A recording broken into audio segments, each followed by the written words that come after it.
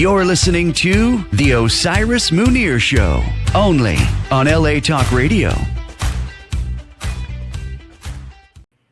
Hey, my luminaries, my looms, my people of light, love, and laughter out there. It's a lot going on. I guess we could all laugh about it, or we could not. Before we get into the show, let me thank our wonderful sponsor, Kevin Pike of Coldwell Banker, Senior Real Estate and Probate Specialist, 818-571-1508. Take all of your real estate issues to him, even the ones that are being set up now. We have no control over, but take everything to him. He's very, very, very knowledgeable about anything to do with that. Kevin Pike, Coldwell Banker. So let's get into our show. So thank you all. Shout out to those of you who choose love over chaos. Shout out to you. Today, our guest he's an amazing human being. I have heard about him from his music. I thought I'd never meet him in person, but I'm having the great pleasure of bringing to you a performer, musician, amazing songwriter. And when you hear who he is, you'll know why I say amazing songwriter.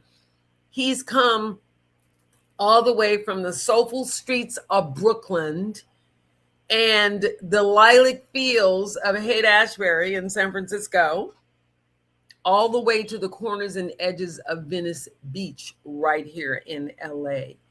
He is a legend among legends, working with the legendary Marty Ballin.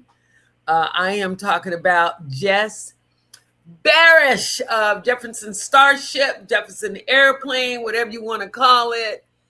It's Jefferson. Okay. Hey, Jesse. Hello, Osiris. How are you doing? I'm doing great. It's what is it, Thursday? Yeah. Already, it goes by quick. It's Thursday. Well, welcome to our show. I like the lavender streets of the Haight-Ashbury. That's a good one. Lavender fields. Well, I because like you that. know what? I couldn't think of a way to associate, because I've done psychedelics. I couldn't think of a way to associate with the experience of psychedelics with Haight-Ashbury. So I was trying to find a way to say it. And so I said, it's like another way of saying the flower children. The flower children. That's right. So listen, let's get into it. Okay. I want to go all the way back to your old Haight-Ashbury days. And this is what I want to know. What was the image of rock, and how were rock musicians viewed back in those Haight-Ashbury days? Well, the musicians were like the Pied Pipers. We were like the, I wasn't really writing songs in the Haight-Ashbury time. I was more of a flute player. Mm-hmm. And, but the musicians, the Grateful Dead, the Quicksilver Messenger Service, they were like the forefront of the revolution. They were, Janis Joplin, Big Brother, Jefferson Airplane. They were all the spokespeople for the hippies, and for that whole psychedelic movement. Yeah, they did do a lot there. Now, I am going to truthfully say, I did not get introduced to rock until I went into the military. I wasn't around rock. My dad introduced us to classical, jazz. My mom was gospel, R&B. I heard rock, but didn't relate to it until I got into the military and I got around white boys. And the white boys were the ones that had all of the good drugs, all of the good psychedelics. The brothers had the good weed. And I started hanging around them. And that's when I started really listening to rock. I wouldn't have known it outside of that. So I want to ask you, how did rock come to finally gain notoriety so that people like Jefferson Starship, Jefferson Airplane, whatever you want to call them, and Marty Ballin were able to make such a stance at that time? It was just the right place at the right time, It was just the music. The music spoke for the whole movement. It was the most incredible time. As I look back on my life, those years, mainly from 65 to 68. Those were the 60s to me, the real heart of them. And there was something happening, and the musicians and the bands and the artists were like leading the charge to the other side of the reality. They wanted to be heard. They needed to be heard. Yeah. Why did they change the name? Why did they change it from Jefferson Airplane to Jefferson Starship? Is there a story behind it? I think the Jefferson Airplane. I wasn't friends with Marty until the Starship, but the Jefferson Airplane, they broke up, and then Paul Kantner and Grace Slick did an album called Starship in the early '70s, and then Marty had already quit the band, and they brought Marty in, and they named it Jefferson Starship, but it was actually the name of an album. Okay. That Grace and Paul did on their own, and then the Jefferson Starship had its own life.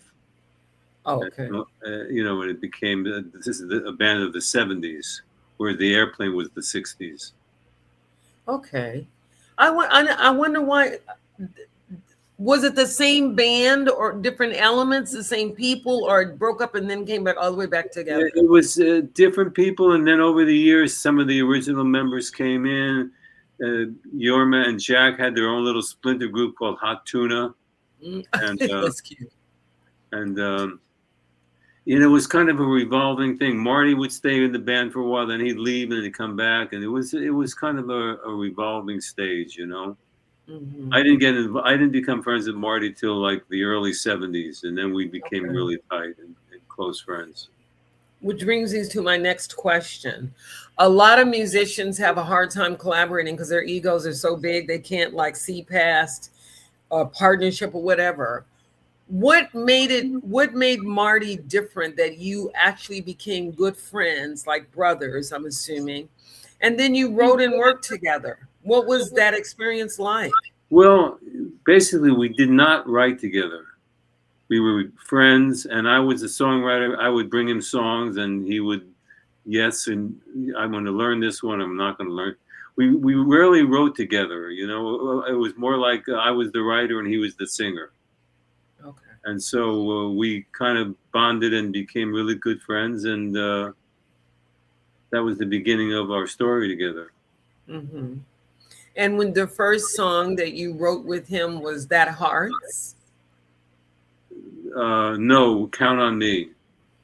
Count on Me was before Hearts. Yeah. Okay, because I thought Hearts was before Count on Me. Count on Me, I did. I wrote it, and when I wrote it, I felt like I think this is a commercial song. And I usually didn't say that about my own songs, but when I wrote Count on Me, something said this is a hit song.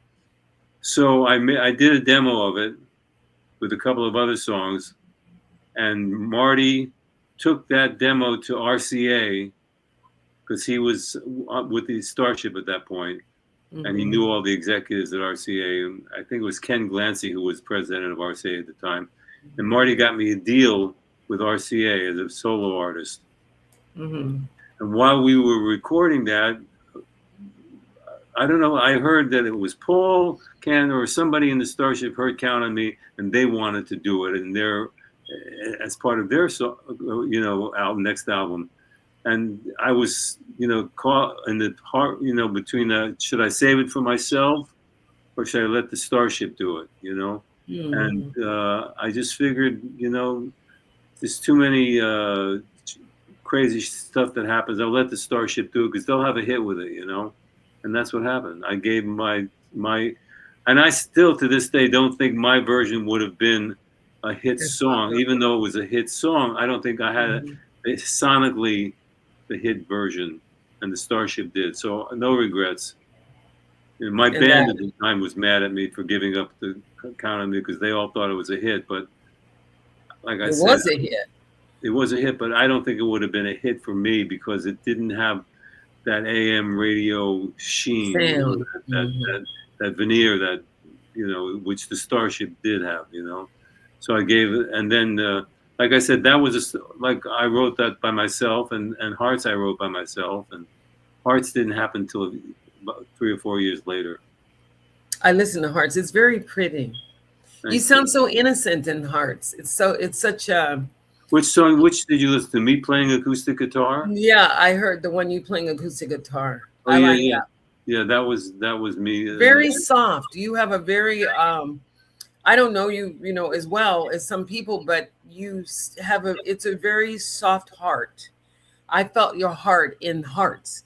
And Yeah, but that was the nature of that song, And every time I do a song, I actually take on a different persona, But for that song, and I mean, I'm just waiting for someone to sample it and use it in like a hip hop song it's and make me a I lot was of money. thinking beautiful song. Thank you so much. Beautiful song. I was impressed. I'm like, oh wow. It didn't sound anything like I thought it would sound. Well, did you ever hear Marty's version of it?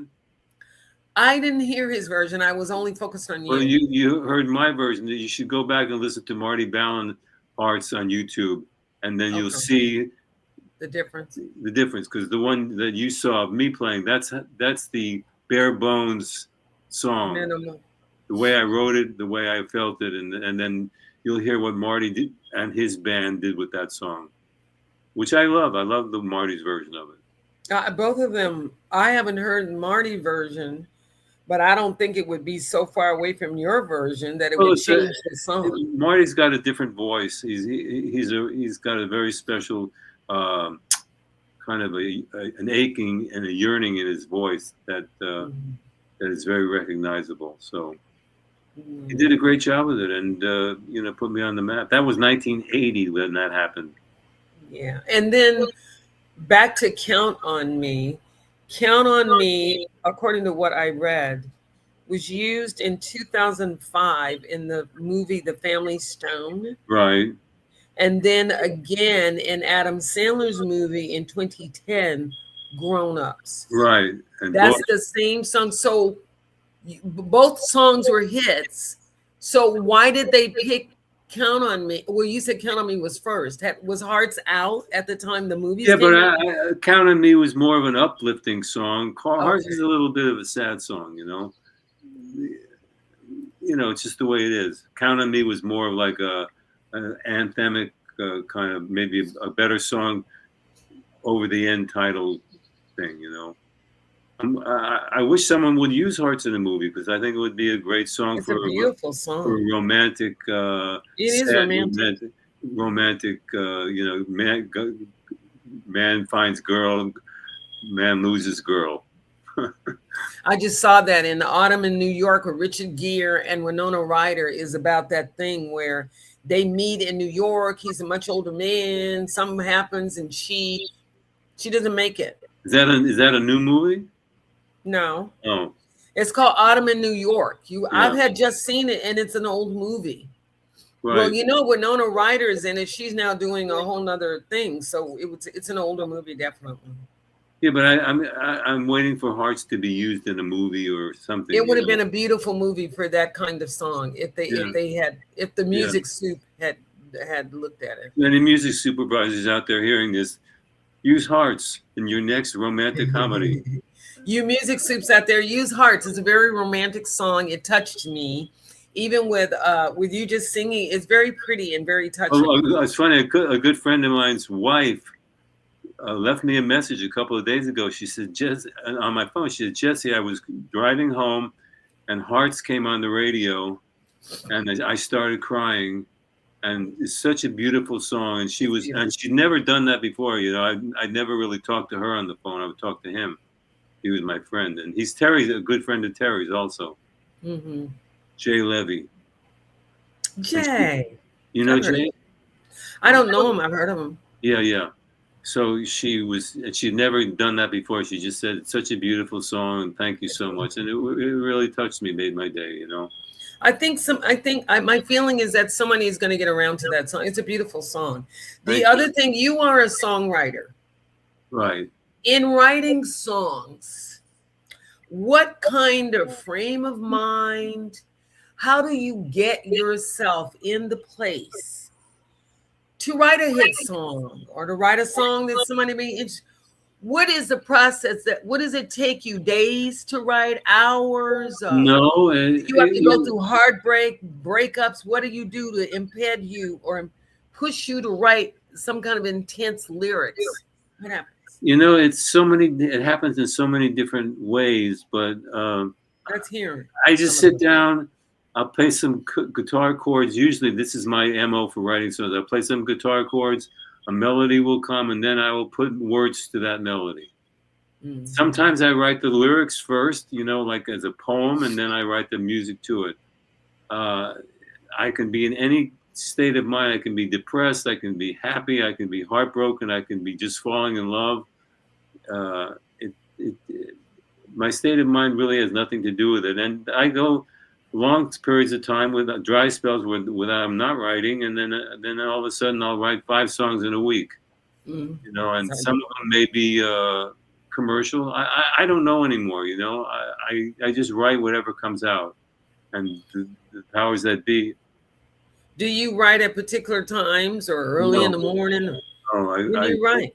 I just write It hits you. whenever the spirit moves me. You know, Okay. Okay, that's an artist. like So you don't. the other day I saw a clip of Leonard Cohen with his band singing some called "The Future," and it inspired me to write a lyric, and I wrote a lyric and put music to it, and boom, it's a song. Now, let's go back to Brooklyn, the Okay. streets.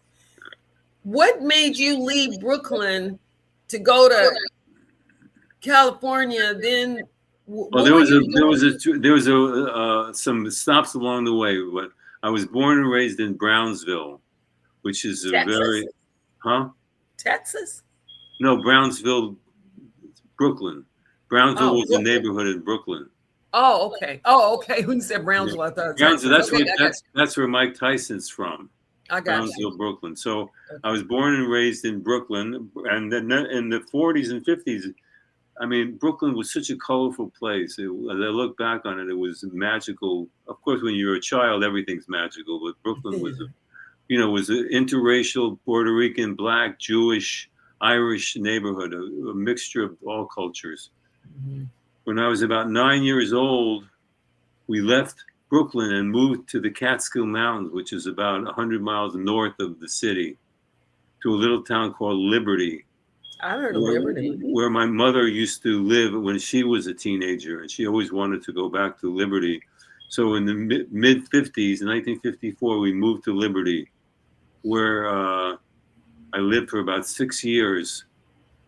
And in 1960, my dad suddenly had a brain something or aneurysm, and he passed away at his desk. He was 45, Cool. and my mother wanted somehow in the middle of my 10th grade in a town that I'd sort of grown up in.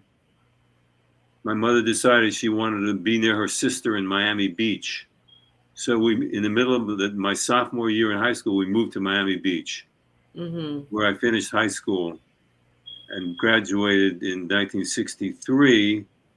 At that point, we decided to move to California. So I got to California in 1963. Drove out to California with my brother-in-law, my sister's husband, and got to California right at the dawn of the magical moment, magical mystery tour. You know. Mm. And at that point, I was a jazz guy. I grew up in my high school. My jazz was I wanted to be a jazz flute player. I wanted Really? jazz was my main love. I wasn't into rock and roll. I wasn't into folk music. I was a jazz guy, you know. And so, the first night in Los Angeles, I saw John Coltrane at Shelley's Manhole. I mean, and I had read about. I mean, I was reading Downbeat in high school, and I was a beatnik, basically Mhm. too young to really be a beatnik. But my first Basically. night in Los Angeles, I saw Coltrane, and a Thursday night, I'll never forget it. It's like the Holy Grail, Mhm. the original quartet.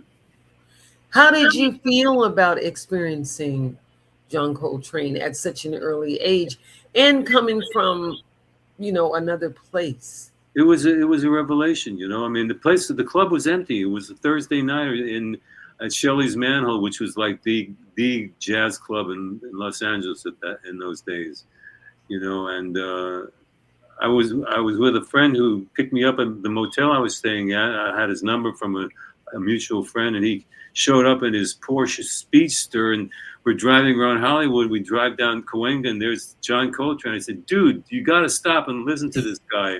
And he didn't know John Coltrane from John Hancock, you know, but he followed my lead, and we went in, and there was John Coltrane. The place was empty. He was off the bandstand, walking through the crowd, and then the non-crowd, you know, walking through the club off the stage, and it was a revelation. You know, I mean, this is someone that I, you know, listened to and heard about and worshipped, and here I am. You know, anyway, it was a great moment. What was it? But at that time, wouldn't he have been? I remember. I don't know. I've never been to Shelley's Manhole, but I remember hearing of it. At that time, wouldn't he have been famous enough that it would have people would have been in there? You would have thought so, but for some reason, the club was basically empty. It was a weeknight. Maybe on the weekends the place filled up because Coltrane was already a legend at that point, and I was surprised that the club there were so few people in it. And but it was definitely a turning point for me. And you know, soon after this, I would get involved with psychedelics and the Beatles and the Rolling Stones. And, like yeah, you know, and smoking weed from morning till night. Yeah, you know, I went through all of that. Yeah, you were a little bit younger. I'm younger, but I still, when I got into the military, I like I told you. All the white guys were the ones I had never heard of rock or acid or anything. And I'm a little country girl coming out of Texas, never been anywhere without her brothers on her tail. And it was quite an eye-opening experience for me because it really, I will say that I was very fortunate in that I used things like that to broaden my mind. I never used anything because I was depressed. It was all like, wow, I wonder what it's going to do to your mind. Or what will it do? And then I was heavily into Don Quixote. I was heavily into Timothy Leary, people that Black folks had never heard of. Here I am, a little Black girl. I had no one to relate to. I think we met in the 60s. We must have. I had no one to talk to. I was like this kid, but I wanted to step out of a box. And because I wanted to do that, I got into a lot of friction with other parts of my culture because I decided to go a different direction completely. I became a Buddhist. I got into metaphysics. I didn't want to do anything that I meant to tell you that one of my oldest friends, a guitar player, ended up playing with Tina Turner for 20 years. And she was a Buddhist. A Buddhist hardcore, yeah. Yeah. And he played with her for 20 years. After Ike left, you know. All through the What's Love Got to Do with It and that whole phase of Tina's career. That whole phase. Yeah. And she was going through quite a bit. But what I wanted to go back to that we were talking about, I read, and correct me if I'm wrong, because not everything you can trust, but I thought I read it in your bio, that the song Count on Me became so famous that it got over 1 million plays on radio and got the 1 million BMI award. Is that true? Correct. Why do you think that is? You know, it didn't go as high. It got into the top 10, but it didn't go much higher than that. Some songs are like turntable hits, you know, they just get a lot of airplay. And I think Count on Me was one of them, you know. I don't know how many airplays it's had since I got the BMI award, which was, many, many, many years ago. It's up on my wall. You can't see it right now. Let me see. One of those, I'm pointing to it. Over there. There it is. There's my BMI award right there. I see it up at the top. Okay. What do you think, Jesse, what do you feel and think, but mostly feel? Yeah, that's better. I'm more of a feeler than a thinker. Yeah, I can tell. That's why I say mostly feel. What do you feel about the direction that not only rock music, but music in general? And I don't mean to bastardize the kid. I don't mind the kids. I don't mind hip hop. I like all of it. But there is a core of music that anyone, no matter what age group, no matter what culture, can relate to. Is there that kind of music? Is that music in rock these days? Where can we find that thing that we used to get off on in music that may or may not be here now? I don't think it's here anymore. I'm sorry to say. I'm so out of touch with what's happening in the music world right now. I watch the music. I watch the singing shows. Like The Voice Yeah. and American Idol, just mainly to hear the songs these kids sing. Most of them that I haven't heard, but I'm not. I don't listen to the radio. I don't buy CDs. Nobody listens to CDs anymore. I'm not an iPod guy. So I don't. It's like I said, the only new music I hear is when I watch these singing shows, which I like. I happen to enjoy them. A lot of friends of mine hate them, but I enjoy watching The Voice and American Idol. But I don't know. Now with AI and all this crazy stuff that's going on, I'm lost right now. That's why I just stick with my acoustic guitar, pick it up, write a song, sing some old songs. I'm entertaining myself. If something happens, it's not going to be because I was out there hustling anybody, trying to get a song in a movie. If it's just something's going to happen, it's going to happen, But I'm really out of touch with what the kids are listening to, or Taylor Swift, or any bands. I'm 80 years old. That's only 8 years old. That's what? That's only 8 years old. 8? It's only age 8. Yeah. If you add numbers, if you're in the numbers. Oh, then I'm 80. I mean, I have great grandchildren. My grandkids are having kids. Wow. It must be interesting to have great grandkids. I don't have any. I have one grandchild. That's it. But I would think that in your position with a person coming out of fame and fortune and rock and music, that there is still a thread of hope that you have for the music industry. And if we had to talk about it, what would that be? What would be that hopeful thread? Where can we, where do we go for good music now, unless you just back from the day and good music? I guess, that's where the live performances come in. I don't really gravitate towards performing that much. I would if I had a great band, I was rehearsed, and I had a reason to go out and perform and promote a product. I would love to have a great band, but I'm not. But I guess a lot of these kids go to live shows. They go see the Eagles, they go see the Dead when they were here. They go see. I don't know. There's got to be hope for the young kids today. They seem to. They don't know what we know. They didn't ever been through the stuff that we've been through. So I don't really know what young people are. It's weird because I used to be a young person. We all did. Yeah, and I'm still a 20-year-old inside of myself. Yeah. I look in the mirror and go, "Who is that guy?" I can tell. It has nothing to do with your age. I try to explain that to people. That's it's such a nasty way to measure human beings with age and color. Well, it's the way society looks at you. And it's a way to set up disharmony between people. It's disharmonious. So I just carry on with my life. I do exactly what I did. I live in Venice Beach. I've been in the same apartment 35 years. Wow. I'm a half a block from the boardwalk. I walk on the boardwalk every day. Yeah. I'm basically doing what I did when I was 20. Writing songs, trying to survive, living at the beach, living the good life. Have you had to change your songs, or have you changed your style or writing or working through songs because of the new kind of music, or is it pretty much the same?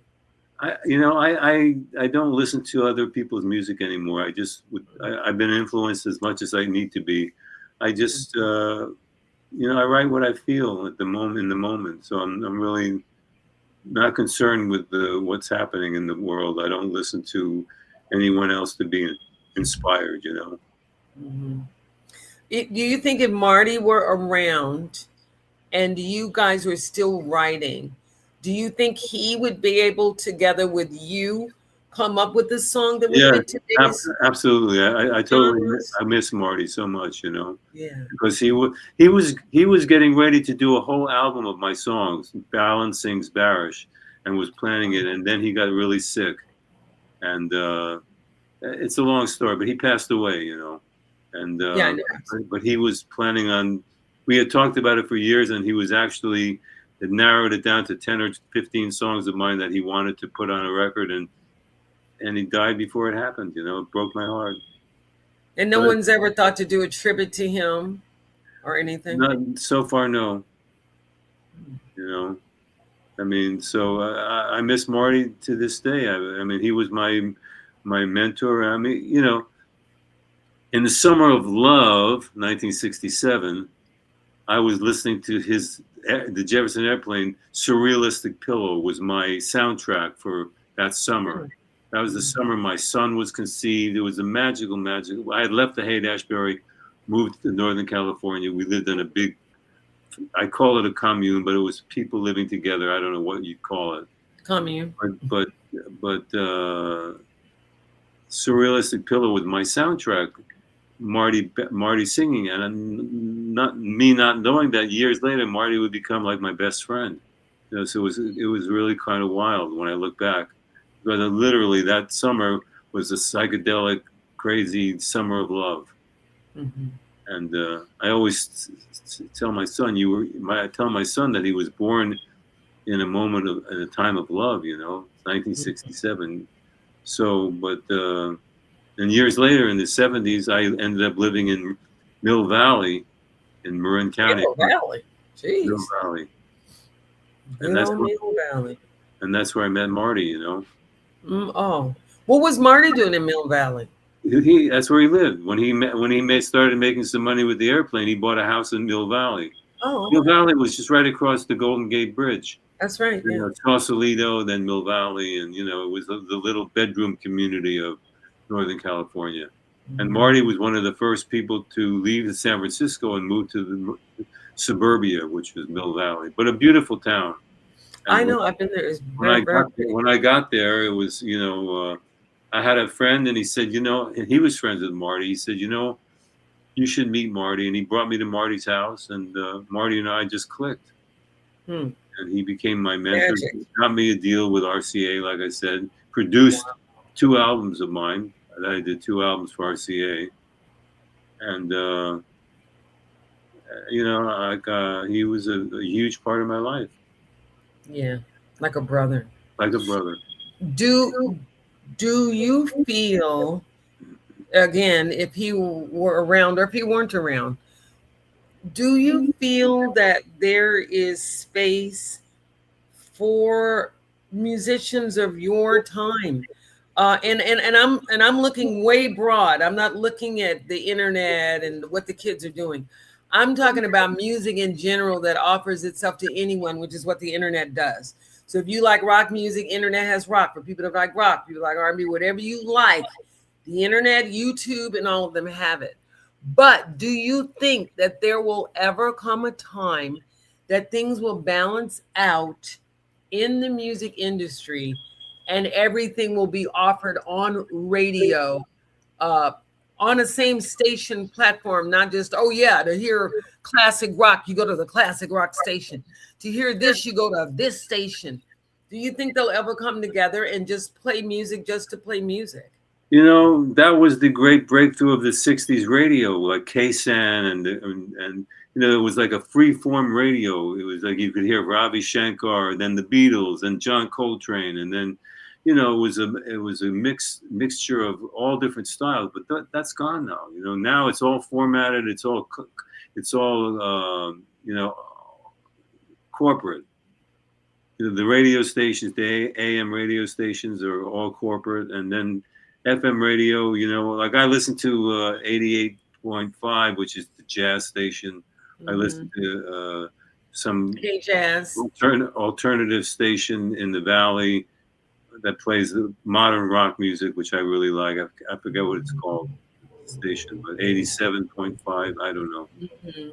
But I don't know if I don't think we can go back. You know, I think it's moving forward to something that I can't explain and I can't define.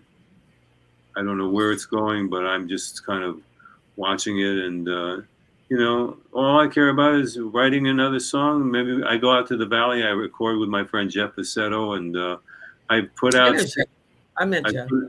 put out 6 or 7 self-produced that Jeff produced CDs that are sitting in my kitchen. I can't sell them. I can't give them away. No, I've tried to give CDs to people. They don't even. They look at me like, "What's a CD?"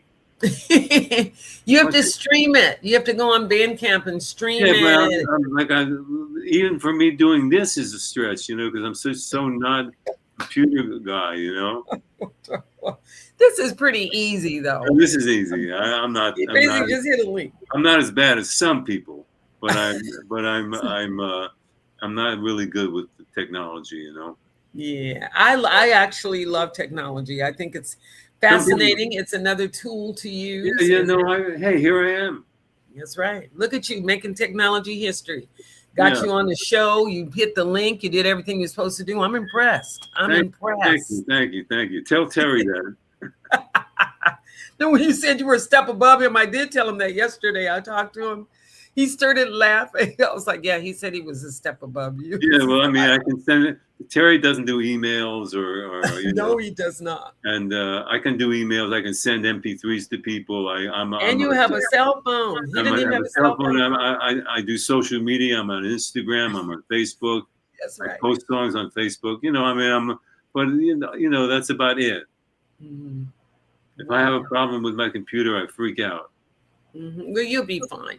I'm all right. They won't leave you. They give you enough time to learn AI now. They've given classes to people. Yeah, Look, the whole AI thing with the songwriting thing really bothers me. Why? Because I've spent 60 years of my life perfecting my craft, trying to figure out how to write songs, writing 100 songs that were garbage before I wrote one really good song. Mm-hmm. And I've spent my time honing that craft. Now AI comes along. Someone can come in there with no musical ability, no talent, no nothing, and feed some prompts into Suno or whatever this crazy thing is. 3 minutes later, they've got a song with the melody and the lyrics. And it's like, I mean, I'm sure there's ways to use AI and Suno, but for me, it's like I don't know. There's no heartbeat. There's no DNA. There's no. Yeah, there's no. It's not a human thing. It's like a machine made this song. I don't know. Call me old-fashioned, but Bob Dylan wouldn't like AI. Neil Young is not going to be using AI to write a song. Neil Diamond isn't going to be. Well, I look at it as a way it can stimulate your writing. You can use it anyway. Stimulate. Yeah, it can stimulate your creativity. Because I've asked it questions, and when it came back, it made me think like, oh wow, I didn't even think of, I didn't think about it like that or whatever. I'm sure there's positives to it. I'm not going to be a grumpy old man and say it's useless. I'm just saying for my own particular. I saw this thing, like it said, just like cell phones made everybody a photographer, Suno is making everybody a musician. Now, come on. I know. You're either a musician or you're not. You either have music and ability, you either can play an instrument or sing or write a song, or you can't, And but superficially, at the end of the day, when everything is shut off and someone is sitting in a studio with their pencil in their hand or their pen in their hand, ready to write and sing, you can't capture it through AI. I mean, even if you use AI, right, there's still a part of the human being that's going to express itself because we're human. We have to. Right, and that's where the DNA and the heartbeat and the soul come into it, Yeah. And I'm not saying that AI is a bad thing, and I'm sure some people can use it to inspire them and to, like you say, trigger something that they didn't think of before. And God bless them, Who am I to judge? But for me, I'm not drawn to that. Yeah. I still want to write a song, play a couple of chords and come up with a song, good, bad, or otherwise. It's what I like to do. And thank goodness you can still do that. You And I know. do it. I love to do it. You know, it's still Yeah. what gets me off. You know. So you like the process. You like the whole process of. Yeah, like AI is just about the result. Yeah, it I is like the the end. process. The I like end. the process of writing a song. What Mhm. what I go through. You know, honing the words, changing a the to an ah. You know, or whatever it is that I do in editing myself and my songs. You know, I enjoy that. And like I said, I'm not going to put it people who use AI down, but it's not for me. Yeah, my feeling is that there'll be younger people that will come along and see a song by Marty Ballin or a song by Jesse Barish and pick it up. Because a lot of them, believe it or not, because I love young people, I like the way their minds think, and I like to encourage and influence them as they influence me as well. But somebody's going to pick up those songs, and some 20-year-old is going to make a whole platform that all they do is play old rock and old this and that, and that's going to make it popular. Because a lot of them, believe it or not, a lot of them listen to old rock and stuff. Everybody doesn't listen to what's on the radio. That's what I thought until I start going out to different events and things like that. I'm like, there was some kid walking up the street the other day when I was walking my dog, and he was humming. I'm like, what are you listening to? He said some old classic rock. And it was the Who or something. He had to be like 19 years old. Right. Well, like you said, people are going to rediscover that again. You know. So it is being rediscovered. So before we go, we're getting close to the end of our time, so you don't have to worry about being online too much longer or doing the internet thing. I'm having a good time, Osiris. It's been great. Thank you. Where can we find more about you? I know you have I, I jessibarish.com. What else do we I'm on have? SoundCloud. I have about 30 or 40 songs on SoundCloud, Oh, okay. and songs that I've done in the last few years. So if you want to hear what I've been up to, you can go to I SoundCloud, would love that. Yeah. and there's a bunch of songs, and that's what I've been up to. So we can find you on jessibarish.com. We can find you on Instagram under Jesse Barish. And Instagram, Barish Jesse. It's backwards. Barish is Barish. Jesse is Jesse. The cool. One word, yeah. Barish Jesse on Instagram. Okay. Jesse Barish on Facebook. And jessibarish.com on the internet. Yeah, Jesse Barish Music is jessibarish.com. Same thing. Wow. And then what can we expect for you? What are you thinking about putting anything out? Just taking it over somewhere? I just started a new song. I just started recording a new song yesterday out in Encino with my friend Jefferson, who I've been working with for 35 years. Wonderful, talented, brilliant, genius guy. I know, Jeff. Yeah, incredible singer, and we have our little formula for working. Just the two of us, and we make great music together. So I just wrote a new song called "Strange Days," and we started it. He started it yesterday. Even though that's a nice song title, because there's a movie called Strange Days too. And there's a Doors album called Strange Days. So it just came out that and they have a song called Strange Days, but you can have many songs called Strange Days. You can't copyright a title. But the good thing is that it's something that people can feel. They can feel it in their mind because it's already familiar. The phrase. And these are strange days. Very strange, stranger than I've ever seen. Me too. Everybody, we're gonna close out the show. It's getting time, that we gotta run it and get up out of here. I want to say thank you again to our amazing, legendary guest, songwriter, musician, performer, and all-around cool-ass guy, Jesse Barish. You can reach out to him if you want. For you young people out there, you young kids. I saw a kid on American Idol a few weeks ago. I think he was like 9 years old, and he came out and blew everybody away. He was playing the guitar, like a rock guitar. And I think Simon said, "Who's your influence?" I mean, he got a standing. Oh, was this America's Got Talent? America's Got Talent. Yeah, that little boy was bad. I saw that kid. Oh my gosh! I'm like, oh, he's got a career. They're gonna take him and yeah. That's what the industry's looking for. 9-year-olds. Yeah, but he had it though. You could tell that he went and listened to the old guys, Yeah, the old classic things. it's going to come. I think what goes around comes around. I think It it's going has to come to. back. It's going to come back It's a around. cycle. People are going to get so sick of AI and technology that they're going to go back to four guys and two guitars, bass, and drums, and want to hear real music.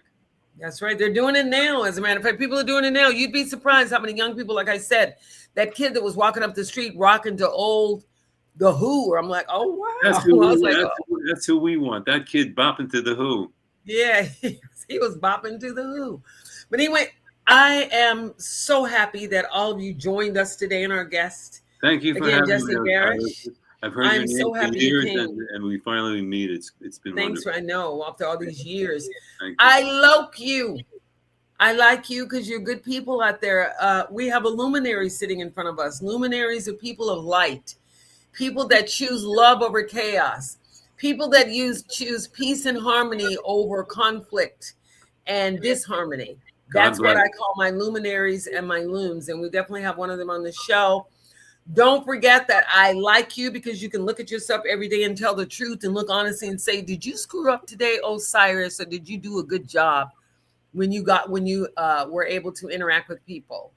Thank you for being able to do that. And let me give a shout out to Sam Hassan with LA Talk Radio, who has stuck by me through some tremendous odds and has always been encouraging to me to keep the show going, despite sometimes I wanted to give up. He really pushed me to keep everything going and told me that I would do a great job. And I'm so happy that he did that. I don't know how I could do the show without him. Thank you so much, Sam. And then all of you out there, I cannot be on air without numbers. You know what kind of time we're in now. They don't care if you're talented, if you're beautiful or gorgeous. They want to see the numbers along with the rest of that. So please like, share, and subscribe. What you see, what you hear, and you can talk to me at any time. I'm very easy to talk to. Ask anybody. You may not be able to shut me up once I get going, but you'll have fun definitely. And then hit me up on IG, Osiris _Munir _ the painter, and just hit me up in general. Just Google Osiris Munir. I'm all over the place, everywhere at the same time, all over the place. And don't forget, we'll see you back next week. We're going to thank once again our talented, legendary guest, Jesse Barish of Jefferson Starship, Jefferson Airborne, whatever one you want to call it. And Marty Ballin is out there somewhere saying, yo, Jess. There you go. That's the way to do it. And we'll see you next week. Same time, same place. Same okay, Osiris. Take care. Love you. Bye. Peace and love.